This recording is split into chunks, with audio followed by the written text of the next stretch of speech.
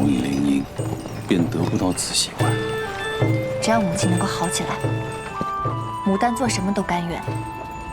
望镜斩拜，夫妇一体，制服恒昌。如今被迫接受你这商贾之女，是我此生所受最大耻辱。今日你要去浮云观祈福，心若不成，祈福也就不灵了。少夫人切记，贵族5个时辰，酉时未到，不可起身。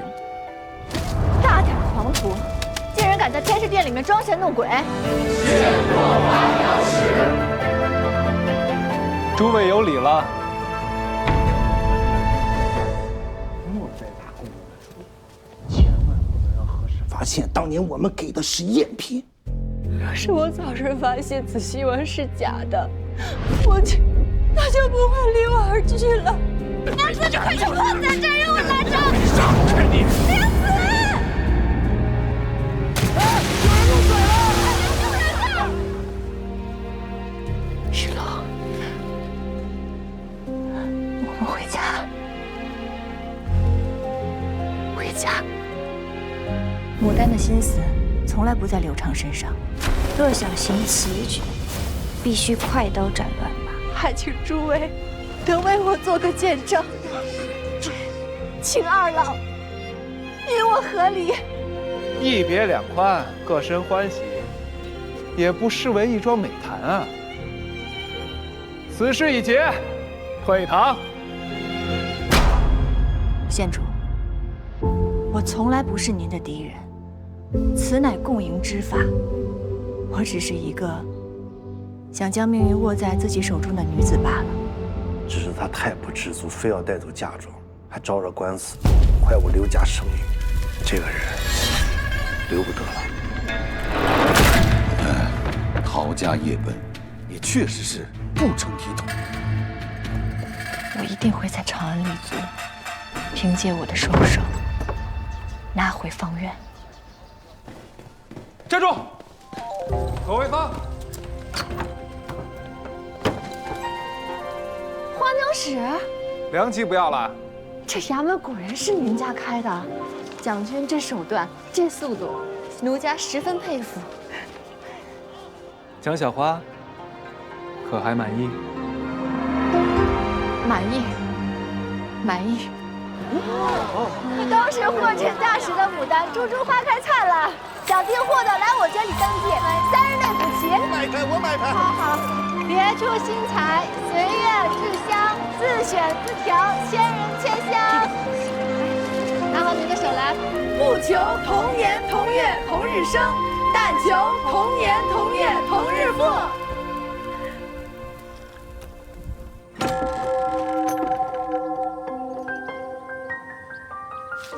合着我这屋子不是挨着蒋府后院，我这屋子就是蒋府后院。我给你投钱做生意，如今还没赚到1文钱利润，你倒先换起房子了。花满柱，开张大喜！我们青书斋以药入庄，养颜康体，凡是各位所需，我们这里应有尽有。小长阳，你跟孩子们在一起的时候，可真不像个贪官。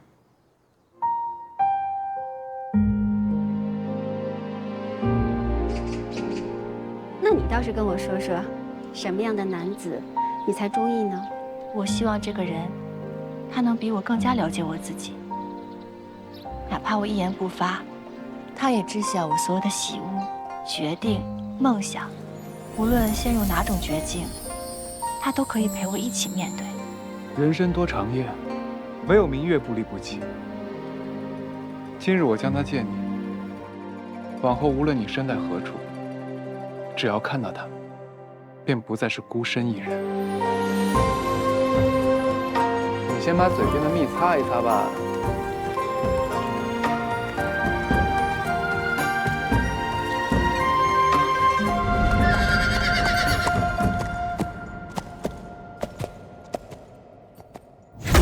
福报功立法，谋财害命。花满珠为何成了你的？牡丹人呢？牡丹待你那么好，你为何要背叛他？我没有。我祝福宁父结拜事业，也要与你割袍断义，从此你我再无干系。圣衣，若是过得不好，便回来吧。愿你往后所交，皆是体己之忧，再不要遇到我这般的人。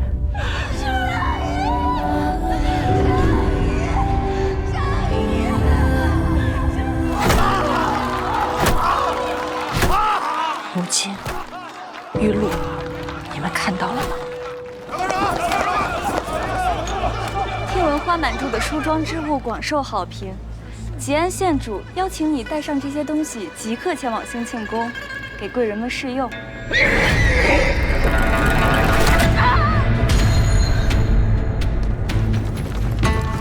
区一个私奴，你却为他百般推脱，不顾我们的往日情谊了。县主要的是子叔兄的心。我娶了何为芳，断了子叔对他的念想，岂不是帮县主解决了心腹大患？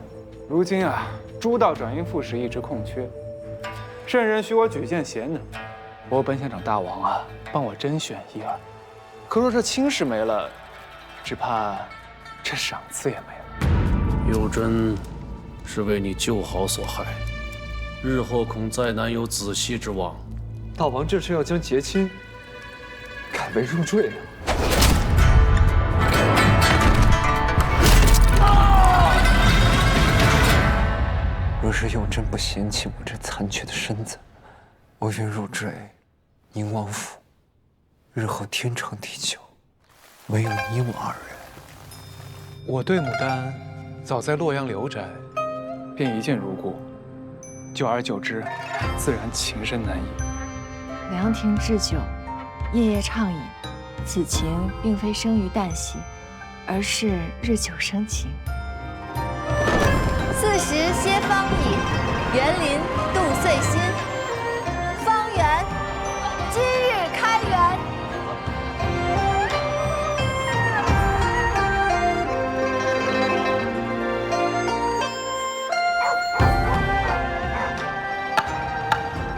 大福的，这么多！哇，它的好多娘的，谢谢店主，谢谢。这是汤大娘的，阿满的。大家都有了，成天天的，你包多少？比你多。诸位，方圆开园的这段时日，咱的生意兴隆，大家辛苦了。今日酒肉管够，大家一定尽兴。来，谢谢店主。再来一杯。哎，姐姐，饮酒伤身。姐姐日夜操劳，不宜贪杯，还是饮我这壶安神茶吧。你姐姐啊，最好饮酒，今日欢喜，少饮几杯无妨的。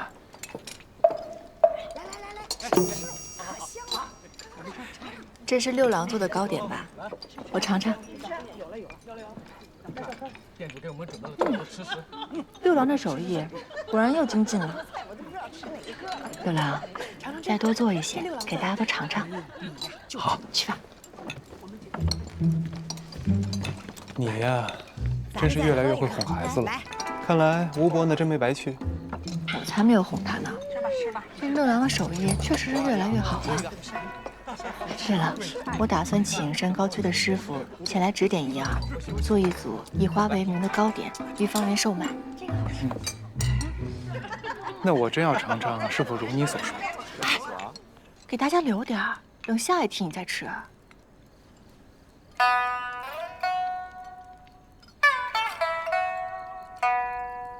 这下一梯还要再等些时候。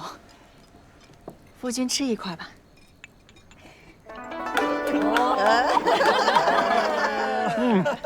确实不错。大家吃啊，喝啊。哎，我也吃。我婉心还有些事情要跟大家说，我怕要留宿方圆了。你们要不先走吧？大家都看着呢，我若抛下爱妾先走，不太好吧？你这花牛只在这杵着，大家才是拘束呢。走吧，自有说辞。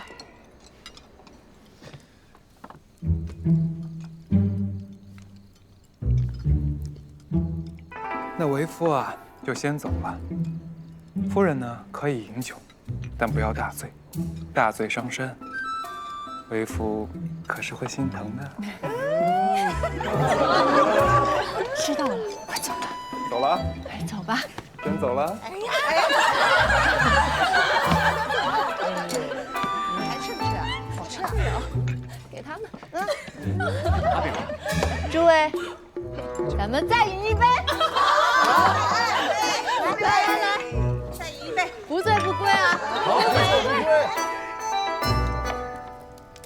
店主特意叫我们留下，可有什么吩咐？锦娘，这是你的。来，柜子。阿桃，这是你的。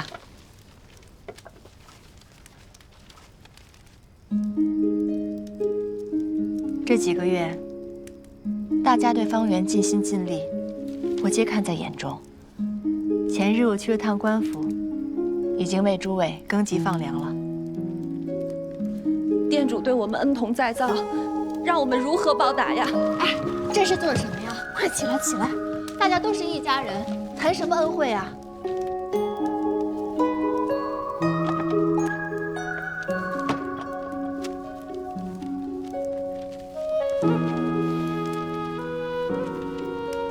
这是你们之前的卖身契。去日苦多，疲往泰来。从此以后，你们不再是贱籍，都是自由之身了。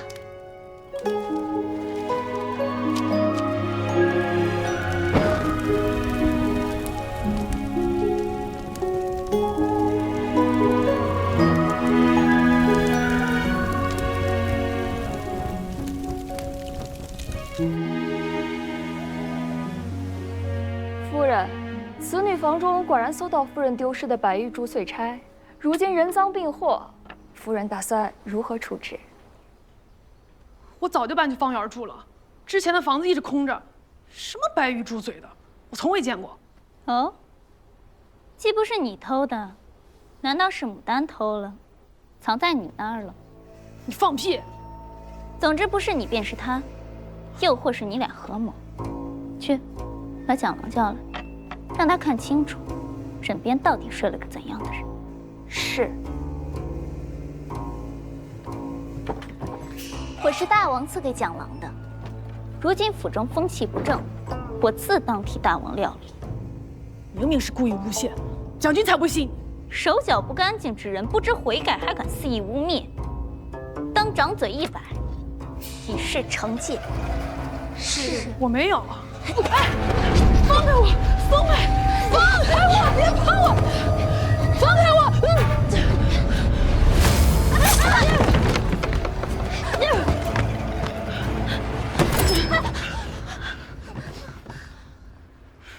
我朱府行得正，坐得端，若想做什么，都能冲我来。若敢一次胡乱攀扯牡丹，这屋里见血的就不止我一个了。郎君，你可得好好看。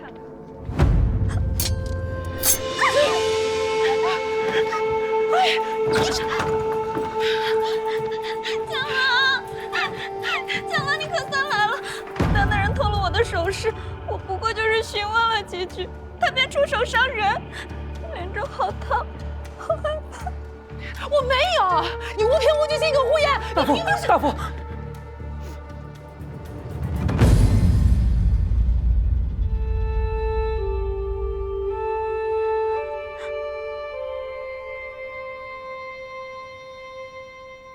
事情就是这样。蒋军不会相信连州的话吧？连州他的……自然不会，只是因我之事，令你受这无妄之灾，实在是……没事儿，多道口子而已。你先坐，先坐。无妨吧？蒋军只要相信牡丹，我就放心了。你要是不信，坐好，你先爱惜爱惜你自己行吗？身体发肤受之父母，你这样要是让你阿娘知道了，她得心疼死。哦，也对，那我好之前就要在牡丹这儿躲躲了。态度好点。川渝对大夫可真好啊，对主子都没这么上心。我这腰伤了，也没见你说一句心疼啊。郎君的腰伤，自然要找那始作俑者去心疼。大福，大福，牡丹，大福，我看看伤哪儿了？这儿，医师没有来过，会不会留下疤啊？呀，没事儿，江湖儿你多道口子，怕什么？蒋军都找人看了，用的都是预测的伤药，别担心。都伤成这样了，你还笑得出？一点儿。事情的原委，来的时候斗金都同你说过了吧？别担心，川渝给我伤药都快好了。去看看蒋军，他腰也伤了。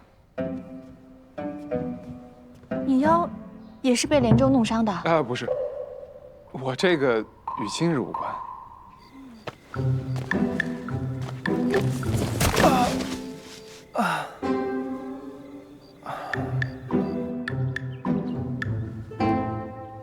川渝，帮我好好照料大夫。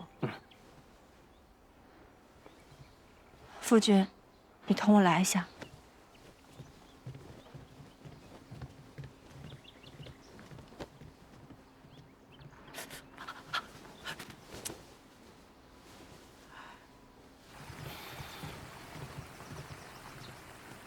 我叫你出来是有事想跟你说。是这样的，连州呢是因为我进府，此事是我对不住你，所以我愿意配合你演戏。但是这件事情跟大福没有丝毫关系。如今连州这般对大福污蔑他、惩戒他，我必须要为大福讨回一个公道。若是你想阻拦的话，我为什么要阻拦？有什么需要我做的，尽管提。那倒不用，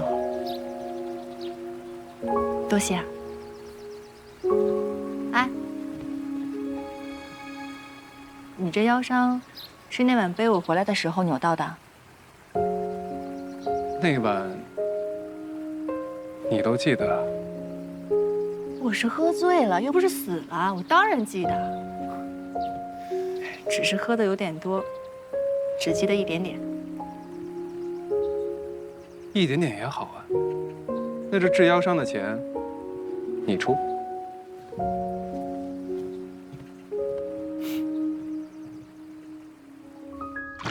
他们当真吵架了？虽说是关着门，没有透露出一丝动静，但我还是亲眼看到何玉芳沉着脸回到自己的院子。他刚走啊，郎君就派人来报，说今夜要歇在咱们屋。我就说嘛，来自哪有一心一意的？看来蒋府日后将是夫人独享尊荣了。快往水里多下些花瓣，再把屋内的熏香都点上。是。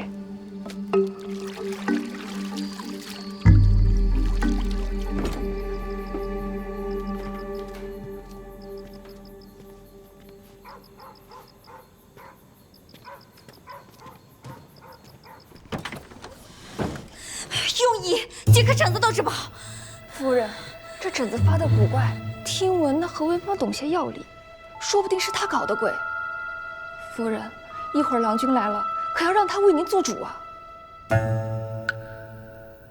什么时辰了？戌时了。我眼下这般，若被蒋兰看到，那还如何能得宠？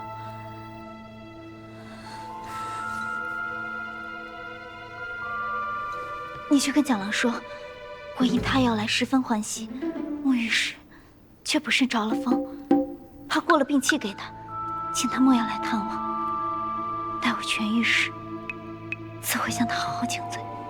是。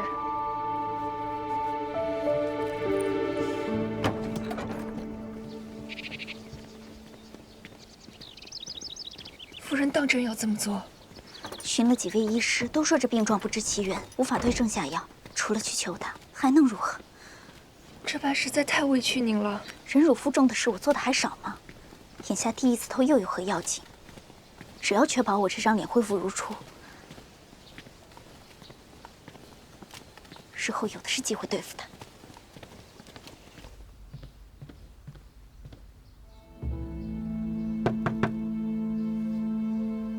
牡丹姐姐，可否出来相见？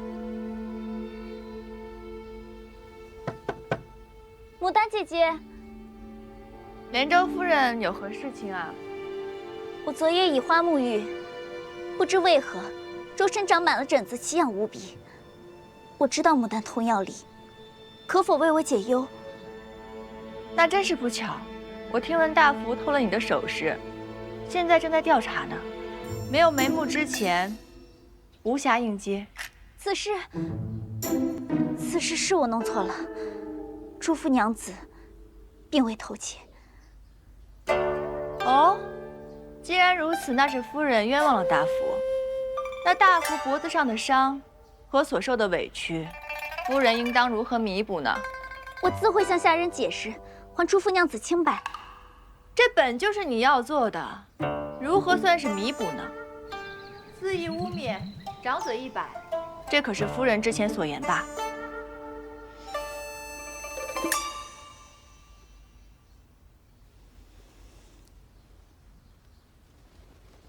那便请牡丹与朱夫娘子说好了。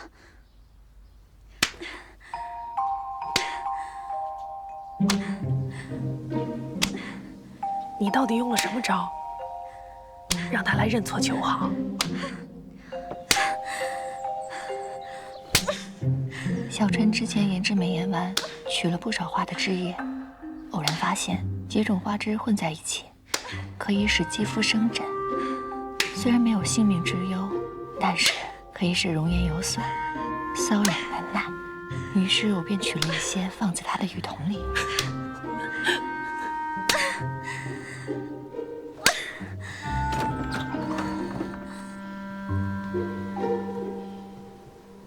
偷窃是你家伙，如今下场是做法自毙，你需要作文陈情，放于正厅，向朱福道歉。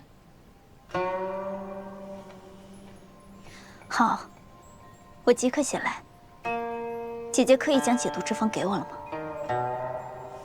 我虽然不知道你的过往，但我大概可以看得出，你的婚嫁也由不得自己，你定有自己的委屈跟无奈。所以想博些什么，在蒋府立足，终身可依，也是人之常情，我可以理解。我这个人一心只在生意上，不想跟你争什么。若是日后你不再伤害我的挚友亲朋，我们还可以像从前那般相安无事。一心在生意上，难道你不在乎蒋郎的宠爱？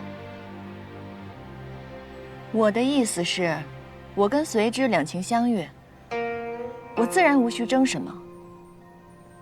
你与其在这白费功夫，不如好好的善待你自己。你，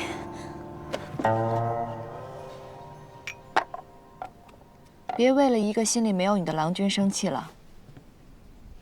心火越旺，你身上的疹子便越难以消下。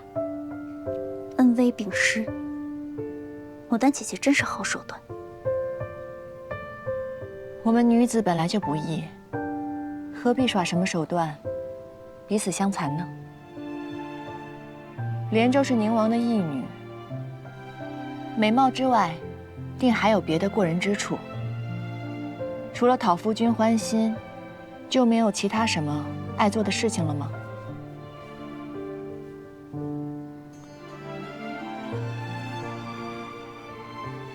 我这里有很多才艺超群的女子，她们早已冲出了内宅，如今刺绣、栽花、制香、扮妆，都过得怡然自乐。你若是对试花弄草感兴趣，日后可以来我芳园逛一逛。你是想让我跟你一起种花做生意？做生意有什么不好吗？你这人好生奇怪，明明嫁给了花鸟使，却还辛辛苦苦的去赚那些小钱。真不明白，蒋能怎么会一颗心都扑在你这样的人身上？赚钱有什么不好啊？谁会跟钱过不去呢？再说，夫君正是喜欢我有这样的能力呢。你别恃宠而骄。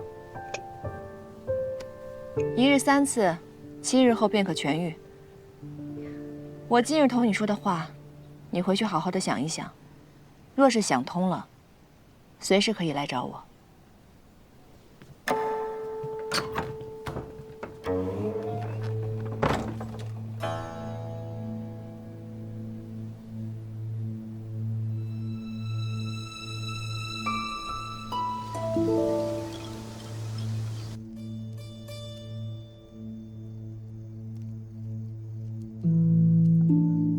真不明白，蒋能怎么会一颗心都扑在你这样的人身上？定是我俩做戏做得太真，连州才会如此说。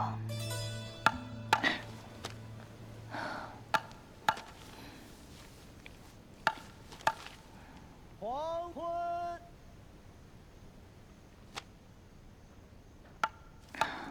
呀，坏了！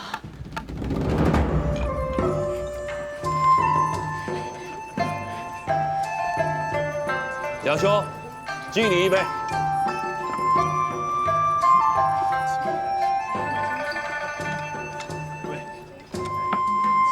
都说新上任的朱道转运副使铁面严明，齐兄还是少喝2杯吧。若明日上职带着酒气，怕是要被长官责问啊。我这等差事啊，本来挺清闲，这刘畅一来，手段雷霆，规矩严苛，一点情面都不讲，忙得我们呀是脚都不沾地喽。他刘畅不过仗着自己是宁王的快婿，还是个入赘的，迂腐文人一个，能有何作为啊？他心气儿可高着呢，又是修缮码头，又是收编船队，我看呐，他要是不烧几把火给宁王看看，不会罢休。子叔兄这般能干，是一心想晋升呢，还是？升官谁不想啊？不过，有好处也是要捞的，否则，县主金尊玉贵，就靠刘畅那点风，哪里养得起？嘴上抱怨着，但还是兢兢业业的跟着子叔干。齐兄今日带的这块玉佩，怕是抵上1年的俸禄了吧？逐月乐不如众月乐，这等发财的好事啊！齐兄何不明日来我府上，同我好好说道说道？有幸之至。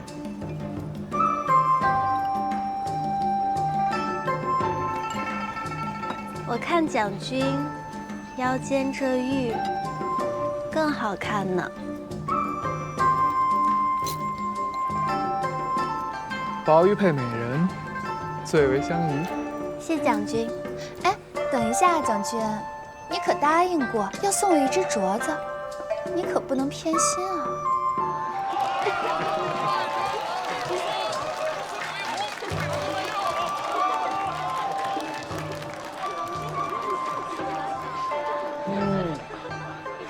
夜深了，光喝酒有何趣啊？不如吹熄几盏烛火。长夜漫漫急什么？这酒啊，还没喝尽兴呢。哎，就算是逢场作戏，也不必这般左拥右抱的吧？这连州信以为真，定是没有见到蒋长用这般的样子。我就说嘛，我都差点被连州给绕进去了。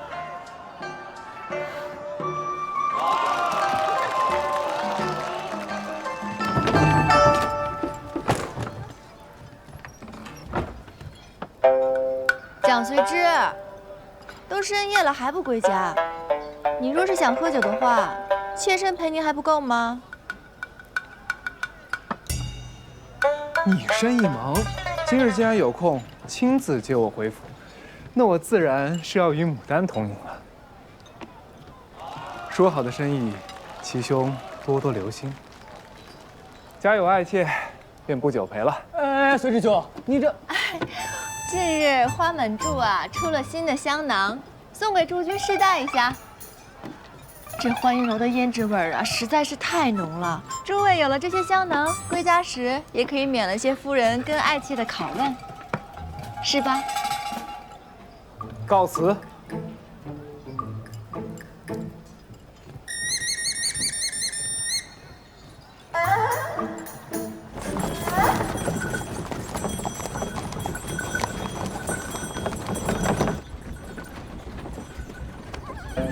怎么回事？说好虚11刻来救我，3刻才到。你再晚些，屋里的蜡烛都要灭了。我还不是被连州吓的。哎，咱们演的太好了，这连州真的以为你对我情有独钟，他跟我说了一堆奇怪的话。真应该让他看看你今日左拥右抱、风流多情的样子。那糊涂之人说的话，只可当笑话听听。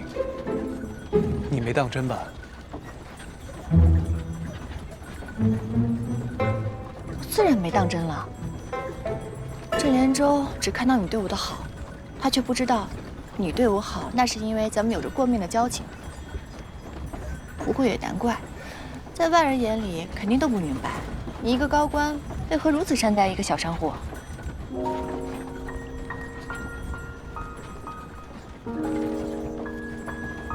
这些年，我见惯了官场的尔虞我诈，男女间的虚与委蛇。像你这般赤诚旷达之人，倒是难得，自然值得倾心相交。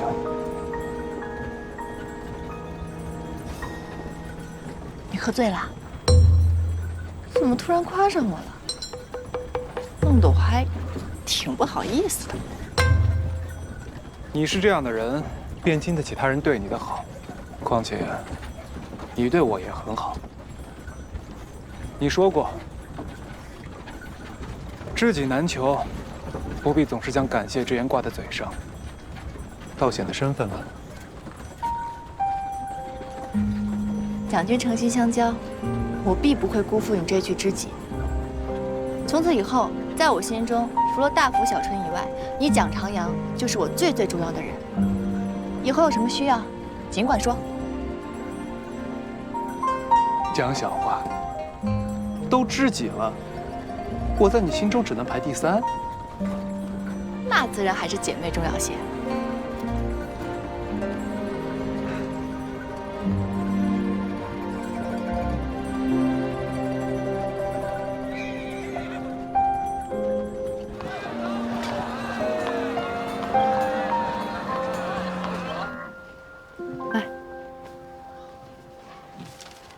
哪支药方领药？好，多谢。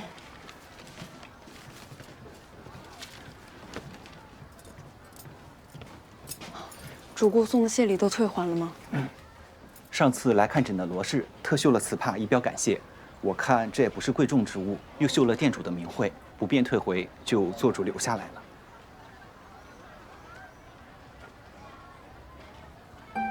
他演技方好，不该做此等费神之事。下次来领药时，我定要好好训他。去请下一位吧。是。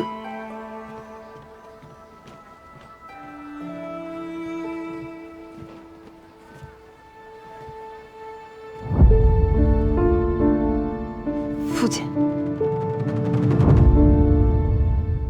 六郎，你要记着啊，春未满，何以生？是为禽。我以往也是这么教你姐姐的。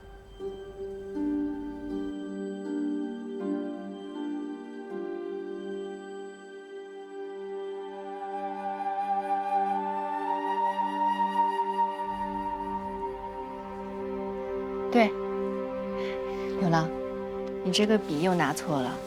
你看啊，笔一定要这样拿，写出的字呢才能出风。看到没？来，再试试。对对，这两个合起来，这个往后。好，你现在试一下，这种感觉找一下。不错。对，再往下。牡丹。哟，这个时辰你怎么来了？继续。你助淑妃调养数月，她身子好了许多。回宫前啊，让我将这幅画交你，说是谢谢你这段时日的陪伴。那些药香跟用物又不是没付钱给我，这淑妃怎么这般客气？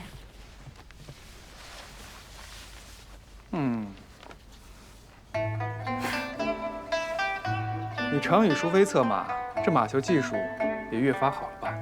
那是自然，日后敢不敢跟我比试一番？口气这般的，那敢不敢押上赌金啊？你从我这儿收的利钱还不够多啊？你还想讹我一笔是不是？想都不要想。淑妃都将养了多年的踏雪送你，有良驹相伴，还怕输啊？淑妃从来没有因为品阶高低而轻视于我，她待我这般好。如今她回宫了，不比在别宫自在，你能不能多劝劝圣人？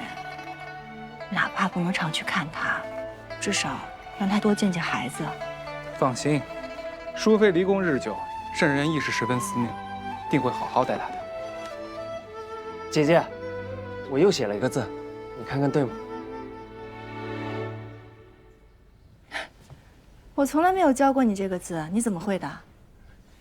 日日看着方圆匾额，我于心中反复描摹，自然就会了。六郎这孩子聪慧。既然如此，我再教你一个字，方圆的圆。来。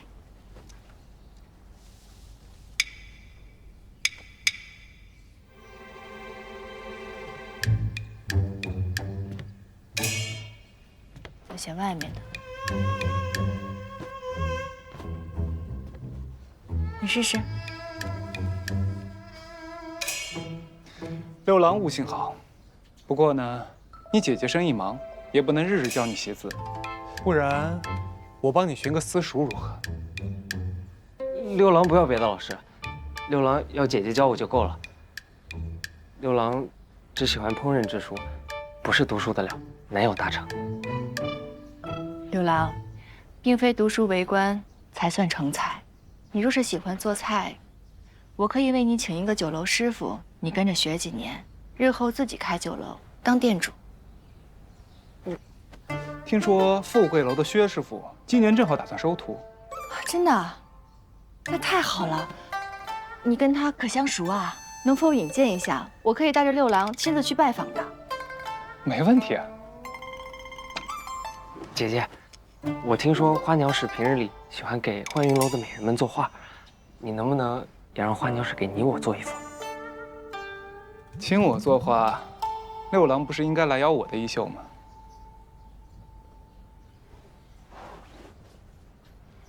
六郎身份低微，哪里配合花鸟使多言？唯有请姐姐出面。六郎，人贵在自重。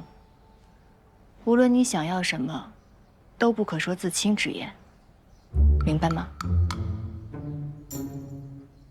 六郎受教了。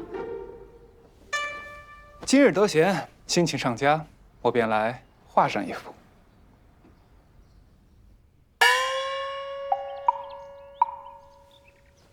此画名为《秦六郎赏长姐夫妇恩爱图》。那六郎在哪儿呢？这叫做留白。画中虽无他，而他自在画中人对面。此画挂在这甚好，以后往来宾客皆是你我间谍情深，鸾凤和鸣。牡丹，小春出事了。啊！何店主救我满门，我本以为你是为了大义心存感激，我没想到你们跟小女早有结识，还教唆她行医开店。若不是花行熟客发现告知于我，我到现在还被蒙在鼓里，春儿的名节差点就被你们给毁了。我们没有教唆，小春是真心喜欢治病救人。夯头，小春行医颇有天赋，连太医署的副圣手都夸赞过他。若是您强行把她留在家中，逼她嫁人生子，恐怕她会痛苦一辈子。嫁人才是女子正道。我一心为了她好，想让她找一个好的人家，而你们呢，纵她胡闹，将她往火坑里推。你们走吧，以后莫要再见我们家春儿。送客。是。长店行医都是我自己的主意，与旁人无关。家主，胡家送来的聘礼都被娘子给砸了，我们实在拦不住。你之前温婉和顺，你怎么会变成这副样子？只因我本性就是如此，先前怕您伤心，故而才装作温柔得体的样子。父亲，我不愿盲婚哑嫁，我想继续行医。女子行医为人，不止妇德有亏，正经人家都会看你不起。难道你以后永远都不想嫁人了吗？所谓良婿，若只因为我是女医便轻视于我，便也不值得嫁。你是非不分，口出狂言，就你这副样子，若你母亲看见了，九泉之下也不会瞑目的。那女儿敢问父亲一句：是母亲不够贤良吗？她的福气在哪里？只因您一句抛头露面，有辱家风，她一生被困于内宅，郁郁而终。那你是怪我？您可知她真正的喜爱是什么？您可知她的理想抱负又是什么？父亲葬送了母亲，现在又要来葬送女儿吗？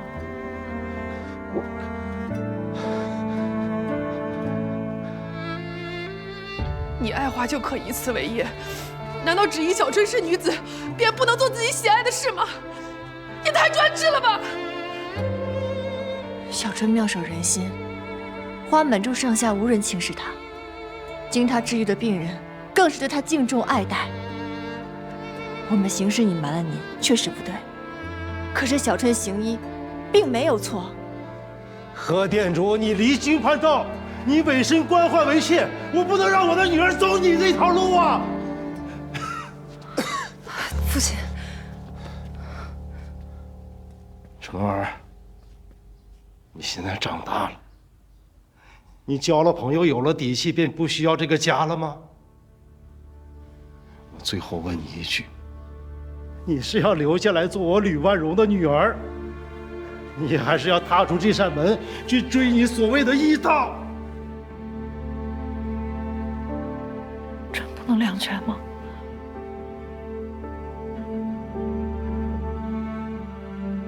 不能。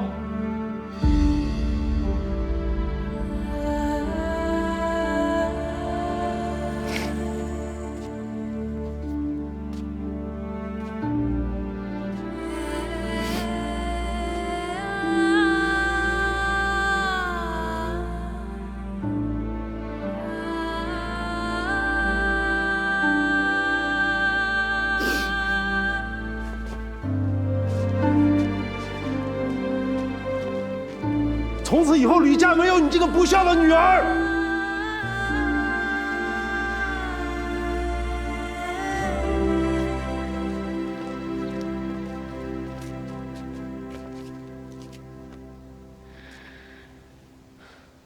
父亲曾说，蒲公英随风而散，与家宅不及。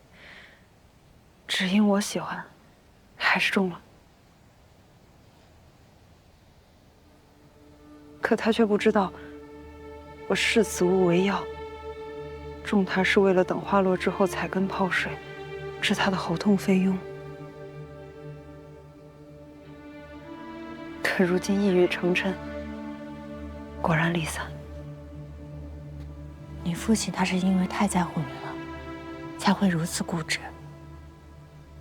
小春，这几日你先到方圆去住。给你父亲一些时间，让他也好好的想一想。对，等吕航到气消了，咱们再回来。他舍不得不让你到。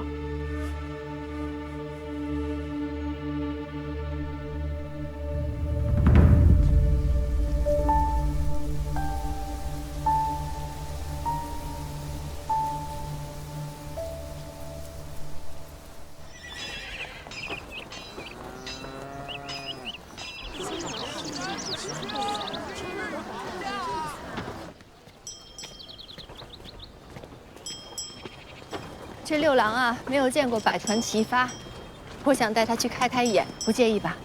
自然不会。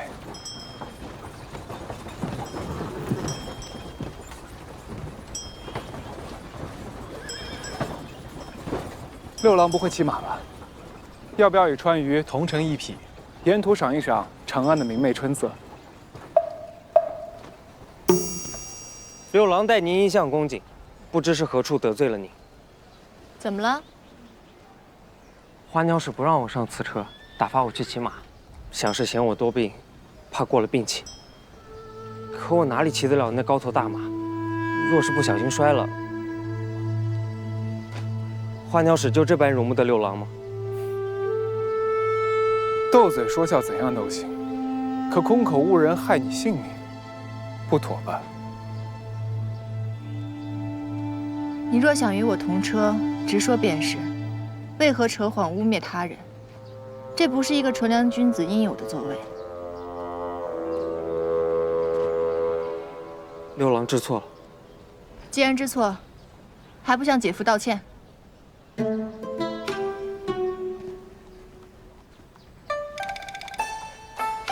对不住，日后六郎不会再这般了。无妨。六郎今日还是不去码头了，姐姐和姐夫启程吧，别误了时辰。行了，既然答应了你，怎能言而无信呢？那我和川渝去牵马。上车吧。你姐姐一向如此，为人处事的道理要讲，也怕你真的受伤。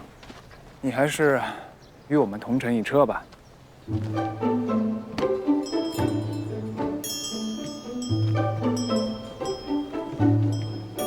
不用谢，做姐夫的理应如此。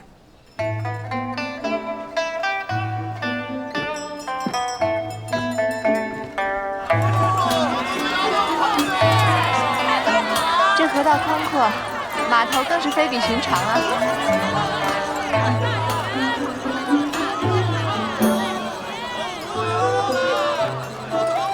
哎，六郎，你看，那有投壶迎雾的摊子，我们一起去玩吧。我臂力不足，定投不中，还是算了。啊，我明白了，川渝是卑微侍从，六郎是小夫人之弟，肯定不会愿意跟我们这种人一起玩。并非如此，那就是愿意了。走吧。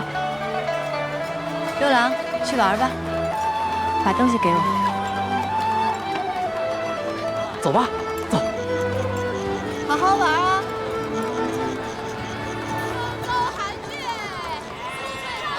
说你这个人啊，刚刚说你不算计，气量大，线下斗什么六郎啊？我只是看了川渝一眼，是川渝以彼之道，凡事彼身。你这姓偏的，还怪上我了？六郎这个人性情敏感，行事呢有些偏颇。他的那些小伎俩，其实我全都知道。但是我相信，只要悉心教养，便可扭转。大家都是一家人，自然该包容一些。你说你跟一个小孩子计较什么呀？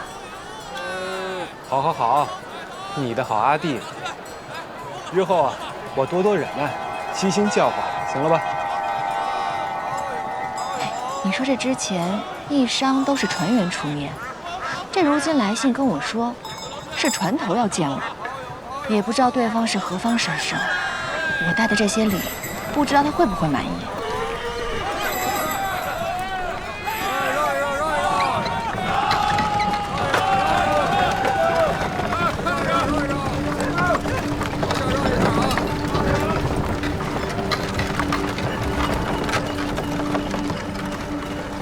看什么呢？兴荣昌盛啊！来了，前面有啊！何店主，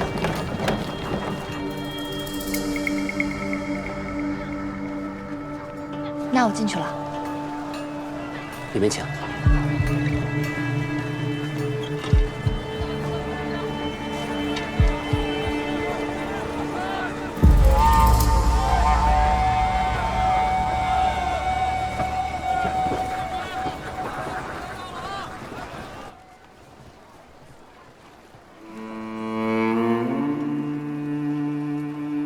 了？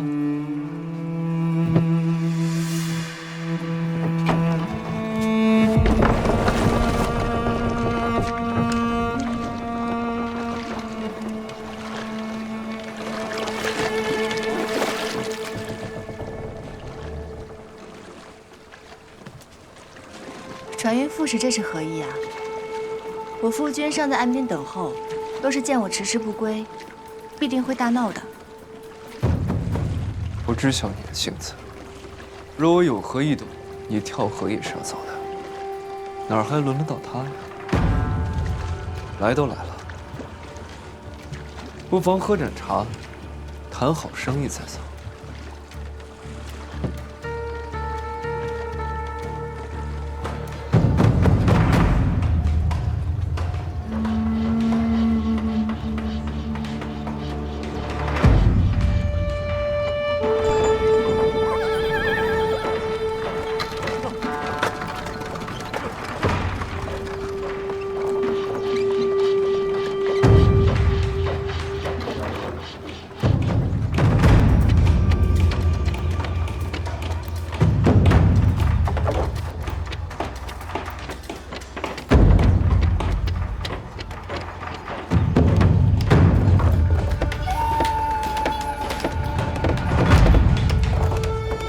宁王到底要走私何物？寻常商船都容不下，要私造这么大的船。这冬日下雪，码头封冻。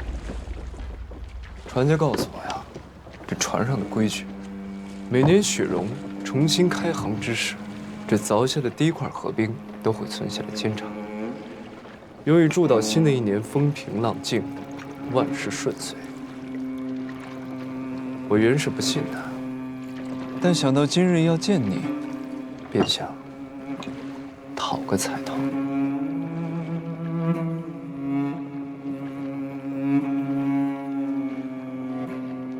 转运副使今日请我前来，到底所为何事？许久未见故人，先叙叙旧，再谈正事。我大婚之后，便下定了决心，要办好差事，做出了正气，再以新的面目去见你。这些日子，我决于泥拓河道，劫船对广开航，尽收民心赞誉。也是因想到你，我便将这码头定为了官民两用，辟出集市，用于船员采买、商户致富、百姓便利。如今这繁荣之景，亦有你的功劳。恭喜你实现了往日愿景，不过这些政绩与我无关，反倒对你来说来之不易，还望转运副使能够珍惜。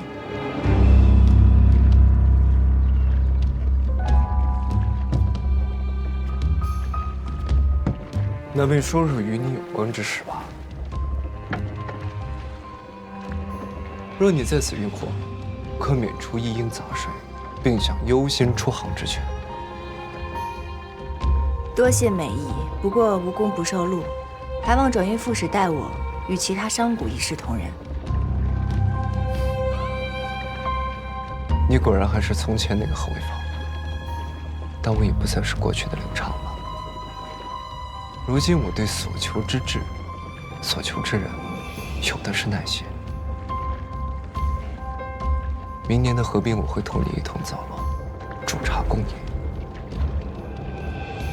不能结发为夫妻，但求长久相伴。拐人姬妾不守夫德。若是宁王听到你这番话，当作何感想？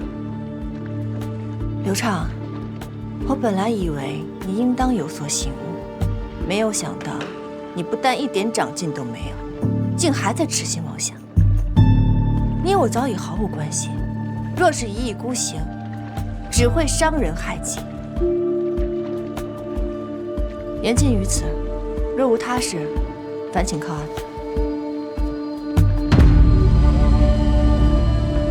牡丹，我们来日方长。靠岸。是。是。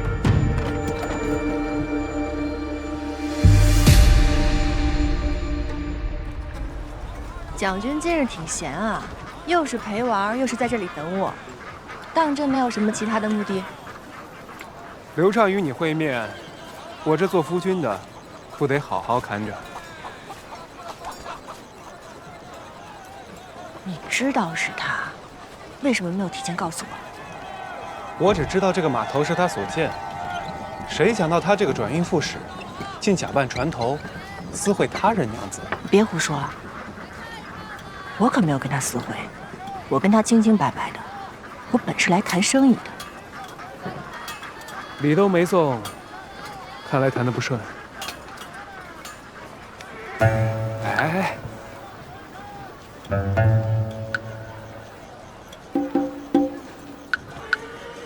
方才在市集上呀，偶遇此物。听闻这罗甸手串可以反照光泽，白日显富贵，两夜照佳人。往后啊，你夜间拾花弄草的，也便理些。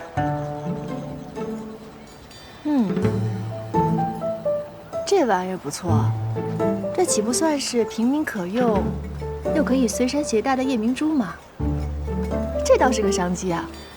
小花店主脑袋里心里就只有生意啊！方才你们在船上，你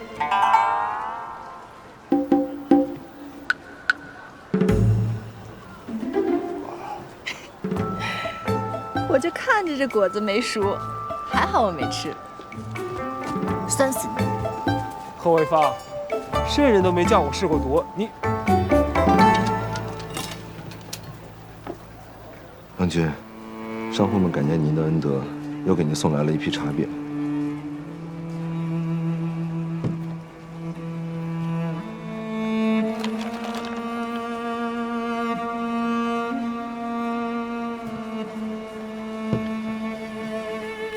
郎君今日下至，在码头新开的集市逛了逛，然后便回了韬光院。晚饭吃了2张糊饼，1碗汤，饭后还吃了樱桃。樱桃，他从来不爱吃这果子的呀。可是小四说了，郎君不仅吃了，还吃了许多。许是今年的樱桃又大又甜，郎君想尝个鲜呢。此事我了解，他性格执拗，心中好恶极难更改，怎会突然换了口味？待子叔睡了，暗中将今日跟着他的人一一叫过来，我要查问。是。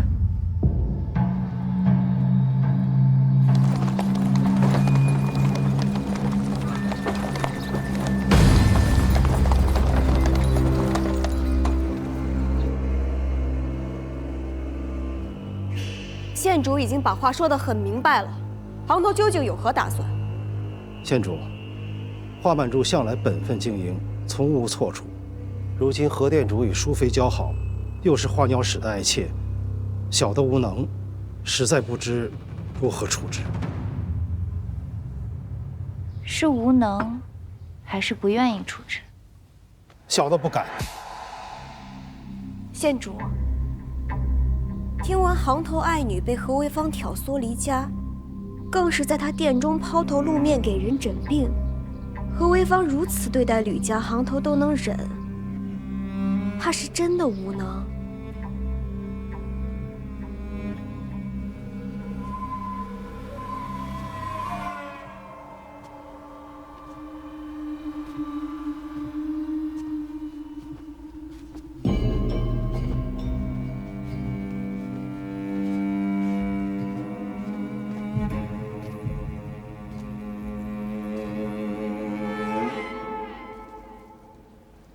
行头之位，岂能无能之辈担当啊？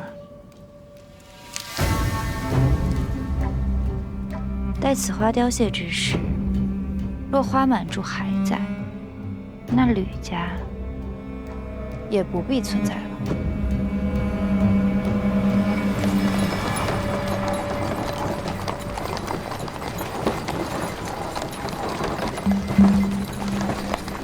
县主，县主容禀。何人放肆？县主的马车都敢冲撞！曹某乃花行中人，愿为县主分忧。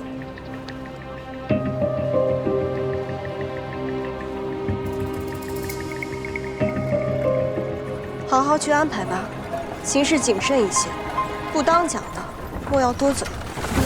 曹明明白。办好此事，这行会便可变天了。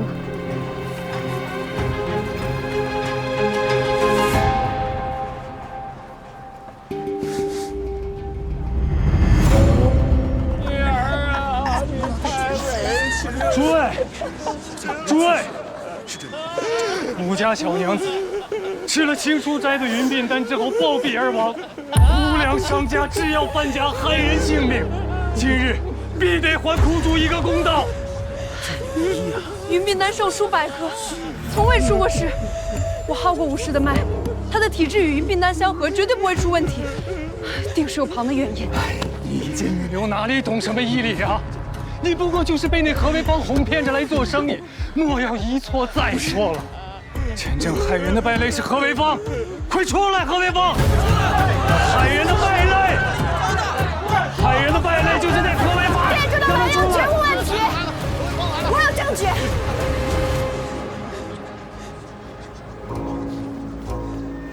各位，我这药材售卖是舍百姓康健，定要谨慎为之。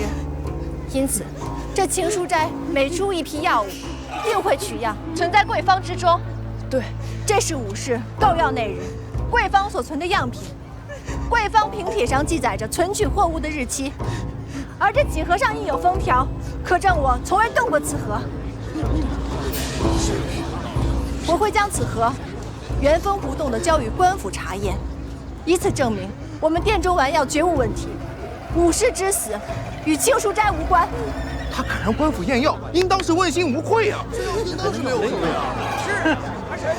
何店主，只证丸药无碍有何意？若是医术不佳，断错病症，便是好药，也照样可治人死啊！仵作文书在此，可证武士长度致虚，受创极深，因饮食而死。可武士的吃食与往日无异，唯有近期采买过云鬓丹，这药就是元凶。诸位，是信奸商的狡辩，还是信这白纸黑字？实在是你耳鸣这就是云鬓丹，害人的药，杀人性命的药，留不得。别打！这青书斋也不能信。带走！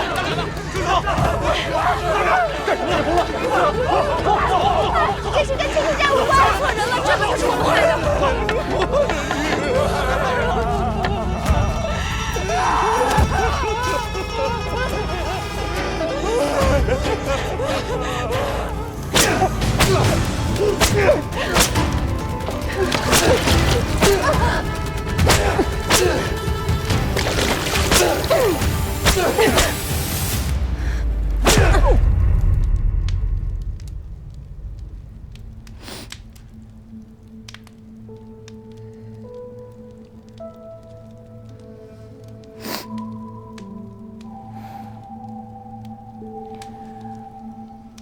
不哭，小春，没事的，不用担心我。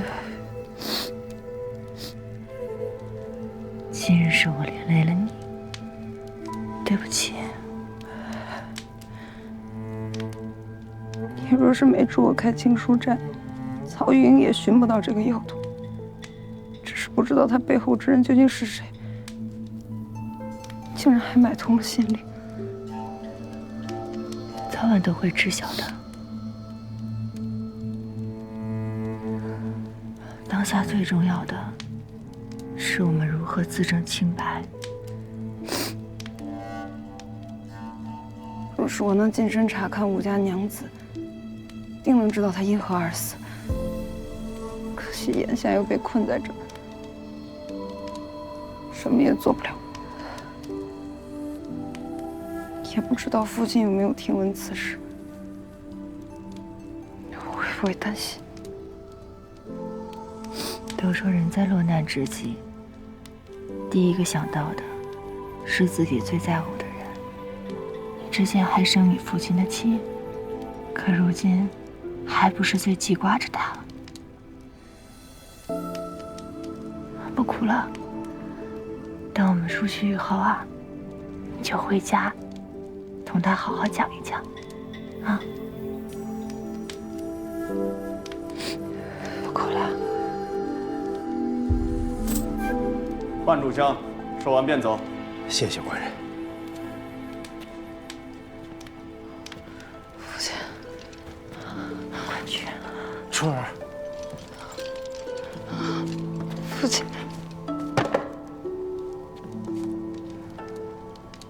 这怎么都伤成这样？都是牡丹护着我，不然只会……你要是当初听我的，待在家里好好嫁人，何至于受这种苦？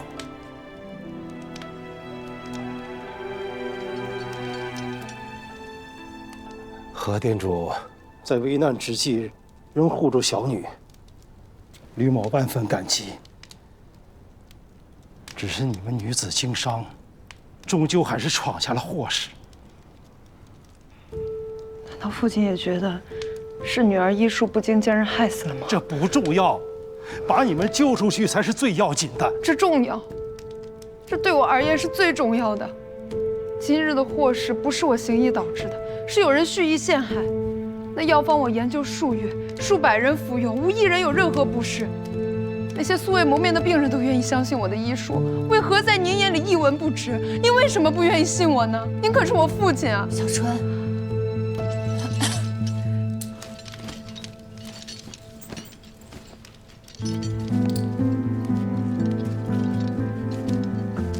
行头，此事真的不怨小春，是因为我而起，是我连累了他，我定会想办法来证明小春的清白的。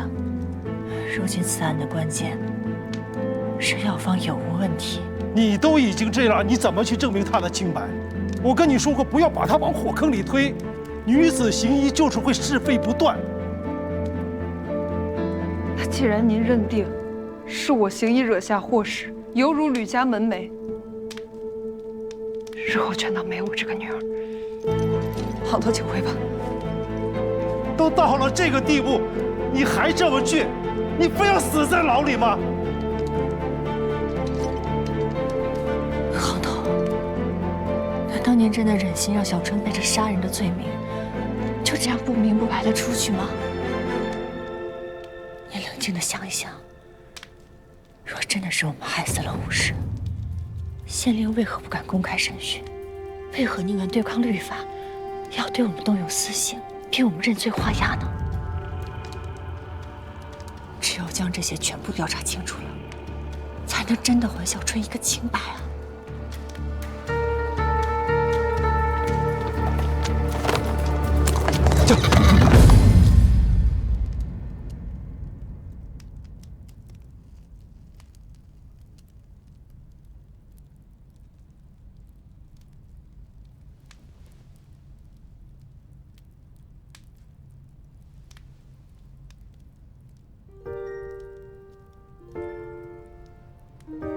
果然能夜犯光泽，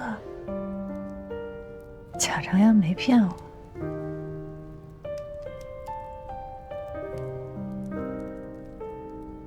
落难之际，第一个想到的人，竟是你吗？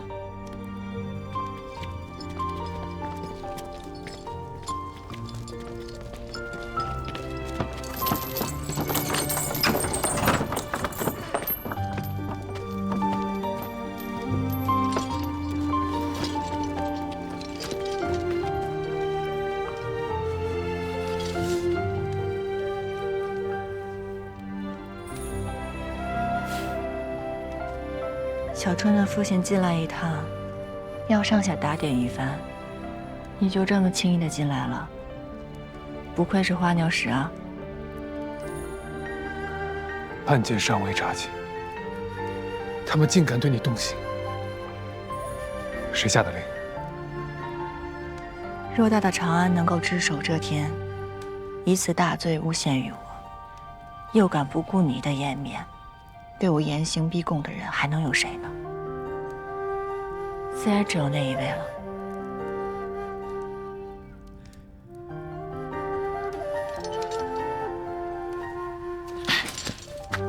干嘛去啊？带花鸟使的小夫人离开这儿。不可！我现在跟你走了，岂不是真的成了倚仗官威、草菅人命的奸商了？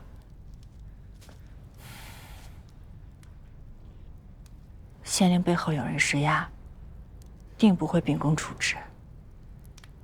我必须要将此案调查清楚，找到不容易辩驳的铁证上堂公审。我要让曹玉莹县令看着，让全城百姓跟那背后之人看着。我跟小春要清清白白、堂堂正正地走出这牢房。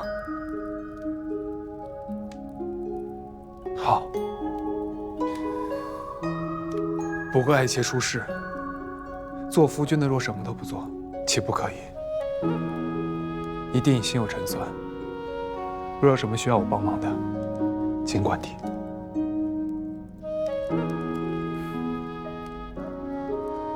多谢将军仗义。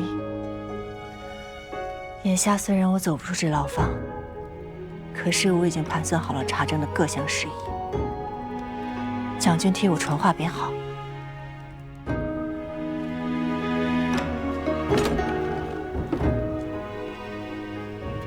如何？蒋少卿，武士此前生产过，致其死亡的并非是肠肚之虚，而是在应当温补调养的月内之际，大量食用寒毒之物，以致落红淋漓不止，气血亏空而亡。我担心县衙的仵作被收买，换了人查验，但也未查出此症，这是为何？仵作大多都是男子，寻常病症自然通晓。很多女子生病羞于就医，他们所看过的女病人没有我们女医多，对女尸隐疾特征有所疏漏也是常事。难怪牡丹让我给淑妃递话，点名要找女医。云鬓丹药性温凉，于人无碍，武士定是服用他物而亡。我知道了，有劳医师，烦请回宫后替我带些淑妃。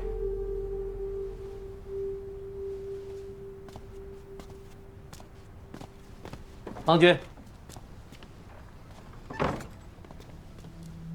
大夫已经按照小夫人的安排，把人证和物证都收集齐了。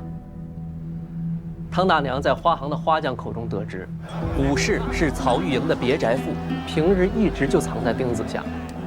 那曹玉莹不懂医理，5日前便在医馆找了一位医师，称她的妾室刚刚生产，问有何忌口。转头他便找了一家药铺，专买了一些产妇忌口的寒凉之物。丁子乡有人看到曹玉莹拿着螃蟹、牛黄去了武士家，第2日便传出了他的死讯。大夫已经拿到了各方供词、药房的采买凭证，还在武家刨除找到了食物残渣。明日上堂，小夫人定能洗刷冤屈，郎君尽管放心。要确保此后无虞，有个人，我还得去会上一回。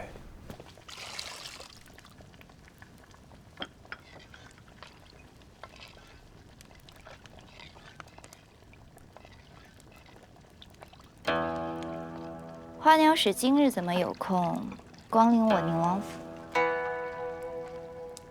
这几日我爱妾被人构陷，遭牢狱之灾，我气不过，去县衙大闹了一番，却意外找到府上失物，特来送还。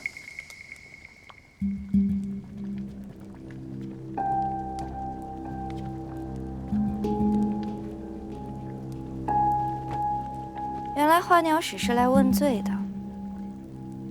何为芳害我坠马，我没杀他，以示仁慈。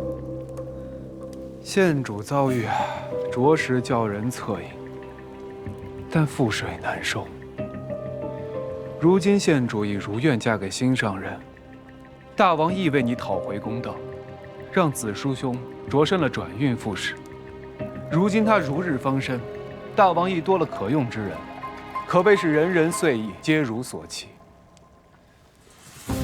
又为何揪着我爱妾不放呢？父王为我讨回的那点公道，怎可弥补我锥心泣血之痛？能不能弥补，我不敢说。可当时大王既答应了我，便落子无悔。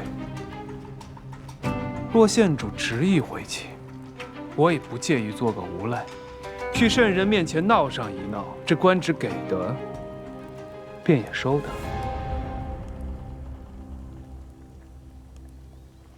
你到底要如何？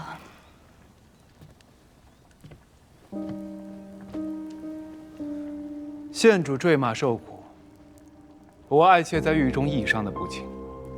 依我看，此事就算扯平，彻底结过。往后，我与大王仍亲如一家。不过，县主与子叔与我夫妻二人便少些来往了，免得触目伤怀。毕竟如今对县主而言，夫妻和睦才是最重要的。县主觉得呢？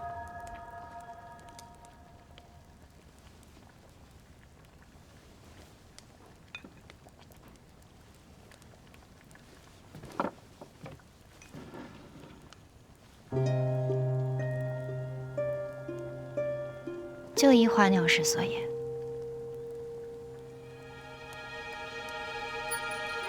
失物复还，来之不易，稍有不慎便会再次失去，还望县主珍惜。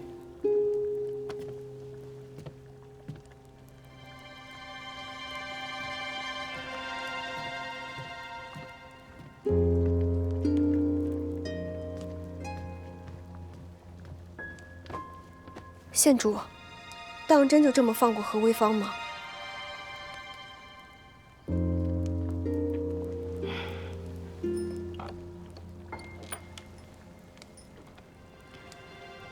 蒋长阳如此的爱重何氏，可是亦是对此书无心。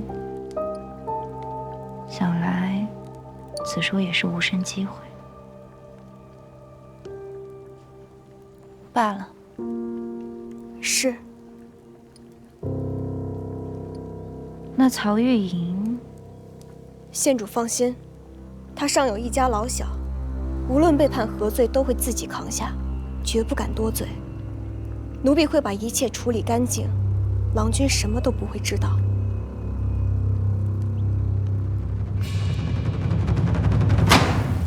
曹玉莹毒杀民女，构陷他人，证据确凿，按律当斩，秋后行刑。请书斋店主二人已查证无罪，即刻释放。